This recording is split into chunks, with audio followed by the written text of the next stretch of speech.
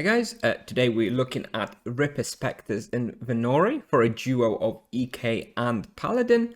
It's a pretty alternative spot. It's an unusual duo to hunt here, but it's plenty doable, especially if you're a lone Paladin like myself that hasn't team hunted and doesn't have the Spectres completed in Bestiary. This is a great way of doing it if you just have an EK friend. It's about 4 hours to complete the Ripper Spectre Bestiary, so something to consider. The results are still pretty good. I don't think, they're not amazing or anything, but they're pretty good. And one final comment, make sure to use your Ember Wing here as the Paladin because it's very helpful, and due to the nature of the monsters not retargeting, it's not actually that annoying to have the Ember Wing. It will definitely help a lot. So let's take a look at the results. I have 3 sets of analyzers for you here. As you can see, the raw experience is somewhere around 3 million per hour.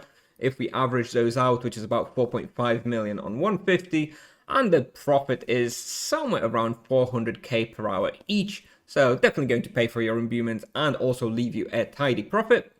With regard to difficulty, it's about 0 out of 10 for the Paladin. It's super easy. None of the monsters should really ever be on you, so you're kind of chilling. It's about a 7 out of 10 for the EK. It can get a little bit dicey sometimes, those arachnophobicas really do a lot of damage. So if EK ends up having 4 or 5 on him with no druid in sight, it can get a little bit difficult. So the EK should be paying attention, but it's not too bad if you know what you're doing. And Bestiary about 5 hours for the spiders and about 4 hours for the Ripper Spectres. And one final note, as I mentioned already in the intro, make sure to use the Ember Wing. It's very helpful in this place. The monsters are not going to be following him. Yeah, definitely increases your experience per hour. So yeah, would definitely recommend using him as the Paladin. Moving on, requirements, level 350 plus. You'll need either fire or ice weapon here. For the EK, fire is technically slightly better. But the ice best in slot will actually outperform most fire weapons. So if you have the Soul Shredder or Soul Eater, you probably want to be using that unless you have the Sanguine fire weapon, in which case you would probably use that. But that's for level 600 plus. So I don't know why I mentioned that. You won't be hunting here at level 600. So yeah, bottom line, I think if you have the best in slot ice weapon from Soul War, you probably want to be using that. Otherwise, use your fire, like Phantasmal Axe, for example. There is theoretically no access quest. You will only need to speak to the NPC to get the access. This is the Dream Courts quest, so you can read up about it if you need to. And this place can in fact be hunted by night, duos, and full team hunts. For recommended imbuements, all standard imbuements, maybe Earth Protection Imbue or Death Protection Imbue if you're the EK. I wouldn't really worry about it too much. You can see the 2 input analyzers. On the left, you have the analyzer from the EK. As you can see, it's 40% physical, 25% death, 18% Earth. On the right hand side, you have the input analyzer from the Paladin, where it's mostly Earth, followed by energy, some death, and a little bit of physical. As you can see, the max DPS on the Paladin is 957, which is really low. You're really not in any danger here, so wouldn't really worry about it. So yeah, for the EK, Prismatic Ring can be pretty helpful in dicey situations, as there is both energy and physical damage. Moving on, supplies per hour. For the Paladin, you're only going to be needing about 200 Great Mana Potions. As you can see, I use 58 Great Mana Potions in a half-an-hour hunt, just because you really are not really doing a whole lot. You're just standing there, throwing your arrows, throwing your mass sands, not taking any damage, so you don't really need very many supplies.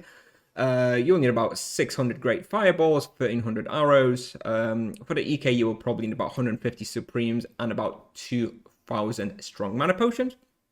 With regards to charms, it's only really worthwhile to put something on Arachnophobia, because if you have them unlocked, Dodge on the EK and Divine Wrath on the Paladin. For the wheel, I recommend the Gift of Life T1, definitely for the EK. Like I mentioned, it can get a little bit difficult sometimes with no druid in sight. And the characters you will see in the video is level 380 RP, 120 distance, 28 magic level. Actually, I think the magic level might be a bit higher by the time I recorded this, maybe 30, 31. Not a huge difference in any case. And the level 400 EK of 112 axe skill. Now let's take a quick look at the route. So starting with -1, we come in, we do a pull here, and then we go sort of to the end and do another pull here, and that's it. Those are the 2 pulls. After you've done those on this level, you go back to, well, you go down the hall to -2. You do a pull somewhere at the entrance, and then you kind of just go and take everything with you, and you'll probably finish with another pull somewhere here. You will then go here, likely finish off a couple of monsters here, here, and you'll probably do a very big pull here. Maybe you want to do a smaller pull somewhere here on the way as well, but this one here is usually the biggest and most dangerous one here, so the EK should really be paying attention. There's a lot of arachnophobicas in this little area here, so be careful for that. You'll go here, usually do a pull here, sort of around here, and at that point you will go back to -1, come out on -1, and do those 2 pulls here and restart, and that's it.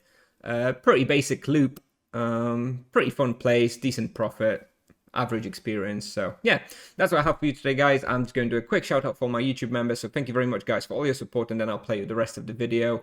And yeah, thanks for watching, and I'll see you in the next one. Bye bye.